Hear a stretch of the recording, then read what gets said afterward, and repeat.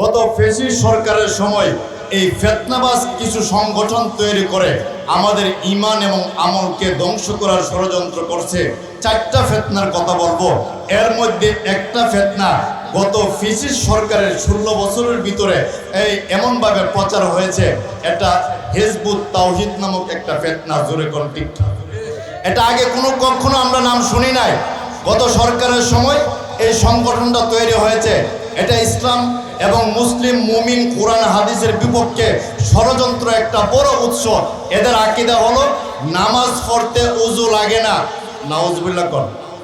2 নম্বর, তাদের একটা আকীদা হলো শেষ জমানায় দাজ্জাল আসবে না, শেষ জমানায় দাজ্জাল থাকবে আমেরিকা। একটু জোরে কর। তাদের আরেকটা আকীদা হলো নারী এবং পুরুষ যদি মিলে যায়, রাজি হয়ে যায়, বিবাহের দরকার নাই, এমনিতেই ফিজিক্যালি রিলেশন করতে পারবে।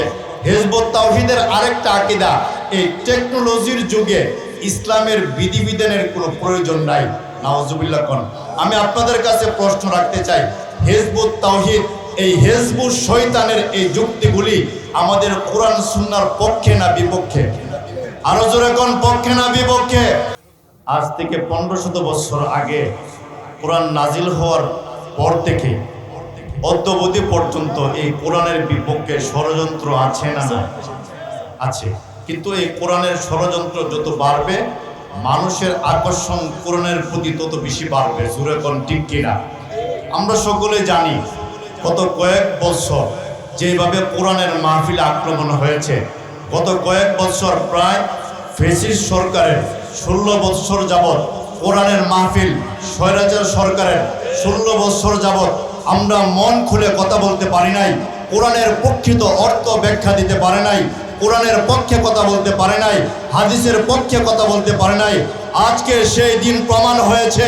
এখন যেই কোরআনের বিপক্ষে এসে ওয়াজ মাহফিল বন্ধ করার জন্যে, কোরআনের কথা বন্ধ করার জন্যে, কোরআনের মাহফিল বন্ধ করার জন্যে যত শক্তিশালী ক্ষমতাধর ব্যক্তি আসুক না কেন, বাংলাদেশের 16 কোটি মুসলমান তাদেরকে বয়কট করে তাদের বিরুদ্ধে আন্দোলন সোচ্চার হবে। জোরে কোন ঠিক কিনা?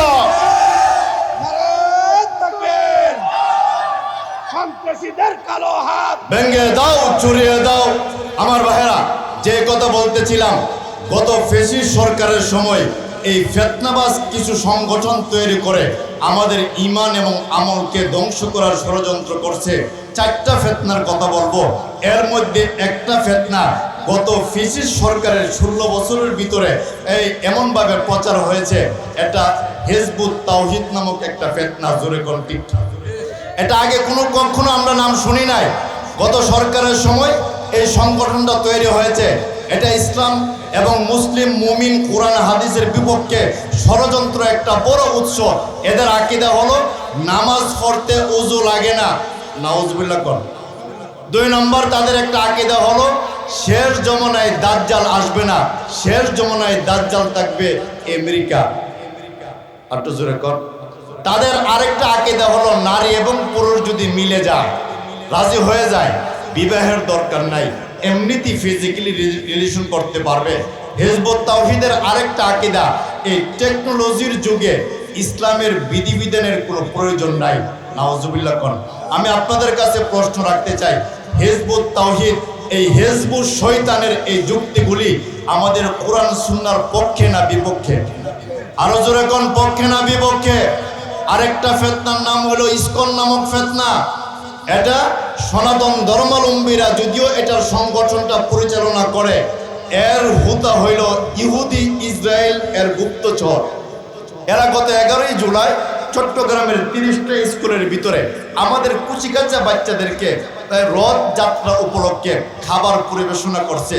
প্রায় হাজার হাজার ছোট্ট ছোট্ট শিশু কিশোর বাচ্চারা যে খাবার গ্রহণ করার সময় তারা বলছে, তোমরা বলো হরে কৃষ্ণ হরে রাম বলে বলে খাও, নাউজুবিল্লাহ কইতেন না? তারা ভাবছে আমাদের সন্তানরা যদি এখন ছোট্ট আছে, শিশু সোনামণি, তারা যদি হরে কৃষ্ণ হরে রাম বলে বলে খাবারটা খায়, তাহলে অন্যান্য ধর্মাবলম্বীদের পক্ষে তারা থাকবে, ইসলামের বিপক্ষে থাকবে। আমরা পরিষ্কার প্রতিবাদ করেছি।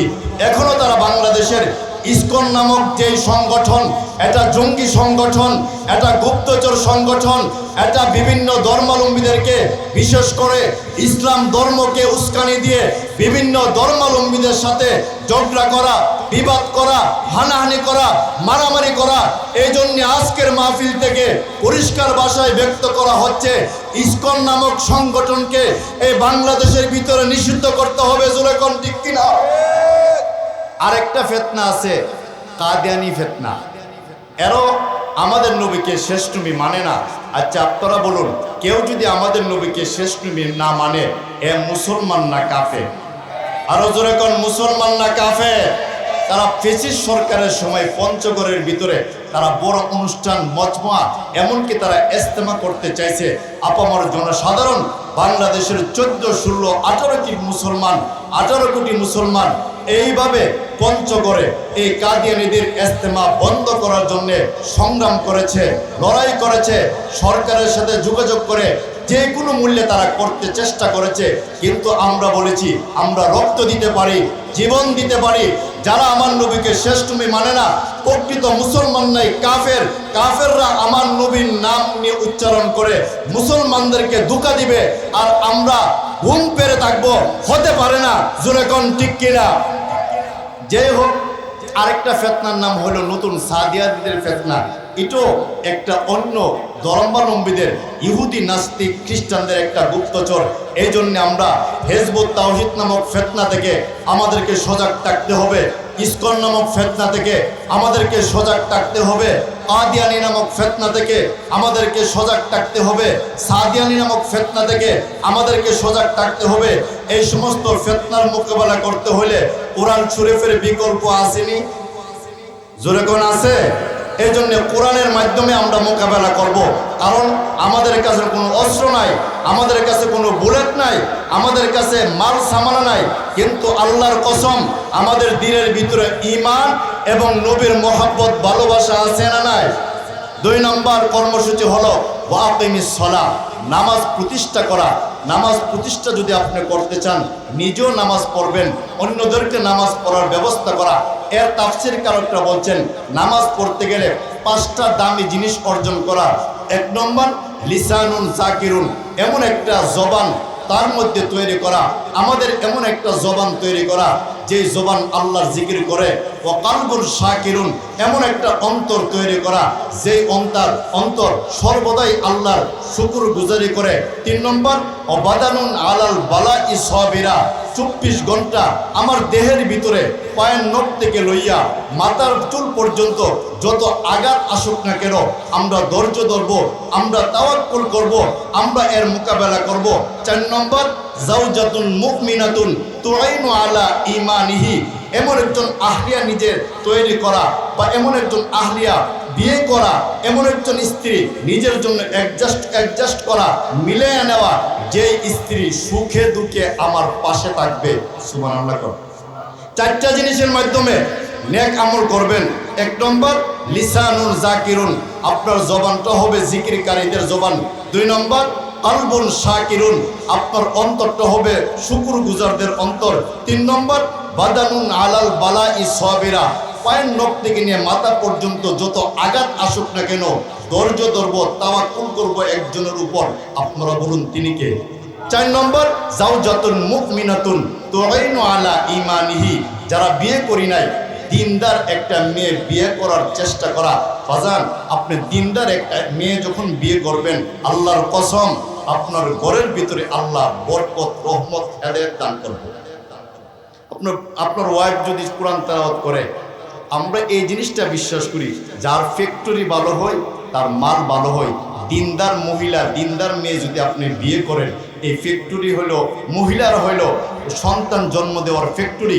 নেককার মহিলা বিয়ে করলে, দিনদার আল্লাহওয়ালা আলেমা বিয়ে করলে এই সন্তানটাও নেককার হবে, আর বদকার বিয়ে করলে সন্তানটাও খারাপ হবে। এই জন্যে আমরা জাওজাতুন মুমিনাতুন তুআইনু আলা ঈমানিহি, যারা বিয়ে করে ফেলেছি, আমাদের সন্তানদেরকে, স্ত্রীদেরকে দিনের পথে আনার জন্যে আমাদের মুরব্বীরা মাস্তুরাত জামাত, অর্থাৎ জামাইয়া এবং বউ, স্বামী এবং স্ত্রী মিলে তাবলিগে যাওয়ার একটা সুরত চলতে ফিরতে একটা মাদ্রাসা খুলেছে, সেখানে গিয়ে আপনি এবং আপনার স্ত্রীকে সঠিক পথে আনার ব্যবস্থা আছে না নাই? আরো জোরে কোন আছে না নাই? সর্বশেষ কথা হলো আমার প্রাণ, আমাদের সকলের প্রাণের স্পন্দন, সারা বাংলাদেশ বিচরণ করে করে যিনি কথা বলেন, মুফতি উবাইদুল্লাহ বিন সাইদ হাফিজুল্লাহ তাআলা, তিনি এখানে চলে আসছেন। সকলে পড়ি আলহামদুলিল্লাহ। আরো জোরে কোন আলহামদুলিল্লাহ। সর্বশেষ কথা হলো আমার আয়াতে আল্লাহ দুইটা কর্মসূচি দিয়েছেন। এক নম্বর, উতলু মা উহিয়া ইলাইকা মিনাল কিতাব। নবীজি বলছেন কোরআন তেলাওয়াত করা, কোরআনকে ভালোবাসা। আমি আপনাদের কাছে প্রশ্ন রাখতে চাই, যতদিন বেঁচে থাকবেন কোরআনের পক্ষে নিজেও থাকবেন, ফ্যামিলিকে কোরআনের পক্ষে সাপোর্ট দেওয়ার জন্য সন্তানকে মাদ্রাসা পড়ার কোনো বিকল্প আছে? জোরে কোন আছে? আজকে ছোট্ট ছোট্ট সন্তানেরা, আব্দুর রাজ্জাক ভাই প্রায় সময় মাদ্রাসার খোঁজ খবর রাখেন। এই যে 3 বছর 4 বছরের একটা সন্তান 20টা 30টা হাদিস মুখস্থ জানে, 20টা 30টা সূরা মুখস্থ জানে। আপনার যে বয়স 80 হয়েছে, আপনি তো 2টা সূরা শুদ্ধ করে পড়তে পারি না, এমন লোক আসেনি বাজান। এই জন্য সন্তানদেরকে আপনি কোরআন শিক্ষা দিবেন, পরকালে আপনি হাসতে হাসতে জান্নাতে যাবেন, নামাজ পড়বেন। সর্বশেষ কথা হলো, এই বাংলাদেশে অতীতে অনেক সরকার দেখেছি, অতীতে অনেক স্বৈরাচার দেখেছি যারা কোরআনের পক্ষে আঘাত করেছে। আজকে সর্বশেষ আমার কথা হলো, যারা কোরআনের বিপক্ষে কথা বলবে, হাদিসের বিপক্ষে কথা বলবে, কোরআন তাফসীরের বিপক্ষে কথা বলবে, হক্কানি রব্বানি আলেমদের বিপক্ষে কথা বলবে, এমনকি যারা সাধারণ মুসল্লিদের বিপক্ষে কথা বলবে, আযানের বিপক্ষে কথা বলবে, একামতের বিপক্ষে কথা বলবে, কোরআনের তাফসীরের বিপক্ষে কথা বলবে, যারা ইসলামের কথা বলে তাদের এমনভাবে জবানকে বন্ধ করার ষড়যন্ত্র করবে, তাদের কি ঘটবে 5ই আগস্ট তার ব্যাখ্যা পরিষ্কার হয়েছে। জোরে কোন ঠিক কিনা? এজন্য আমরা সকলে কোরআন মহাব্বত করে, নামাজ প্রতিষ্ঠা করে, আল্লাহ এবং তার রাসূলকে খুশি করে আমরা সকলেই যেন পৃথিবীর জমিন থেকে বিদায় হতে পারি। কোরআনের মহাব্বত মৃত্যুর আগ পর্যন্ত রাখবো। এই কথাটা কারা কারা মানবেন? আল্লাহরে 2টা হাত দেখাই দেন।